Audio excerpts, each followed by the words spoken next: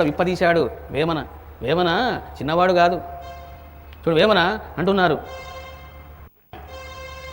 నిద్రలోని నిద్ర నిజముగా తెలిసిన, చూసారా, నిద్రలోని నిద్ర నిజముగా తెలిసిన భద్రమగును మిగులు బ్రహ్మ విద్య, నిద్ర తెలియవాడు నిర్మల యోగిరా. చూసారా, ఒక మహాత్ముడు ఆ తత్వాన్ని అనుభవించి అనుభూతి చెంది ఆ మాధుర్యాన్ని ఆస్వాదించి అందులో ఓలలాడి ఆ మాటల్ని ప్రజలకు అందించడం వేరు, పాండిత్యముతో ప్రకర్షణలతో మాటల గారడితో అందించడం వేరు.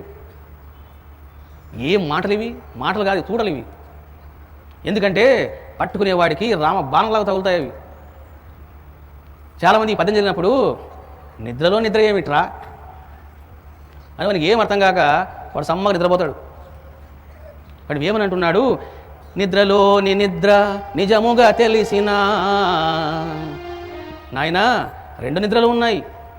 నిద్రలోని నిద్ర, ఆ ఎరుక, కాన్షియస్నెస్.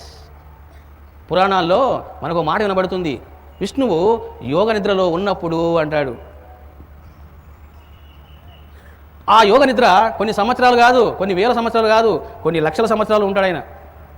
చాలామంది ఏమనుకుంటారంటే విష్ణువు చాలా సంవత్సరాలు నిద్రపోతున్నాడండి అనుకుంటారు. నిద్ర కాదు అది, యోగ నిద్ర అని అంటే ఇదిగో నిద్రలోని నిద్ర, అదే యోగ నిద్ర. నిజముగా తెలిసిన, నిజముగా తెలిసిన అంటే you have to experience that. నీవు దాని అనుభూతి పొందు, శాస్త్రాల ద్వారా, మాటల ద్వారా, గురువుల ద్వారా కాదు. నిజముగా తెలిసిన భద్రమగును మిగులు బ్రహ్మ విద్య. నాయనా, నీ యొక్క బ్రహ్మ విద్య సఫలీకృతమవుతుంది, భద్రమవుతుంది. నిద్ర తెలియవాడు నిర్మల యోగిరా. చూడండి, అద్భుతమైన మాట ఇది. నిద్ర తెలియవాడు నిర్మల యోగిరా, విశ్వదా విరామ వినురవేమ. కాబట్టి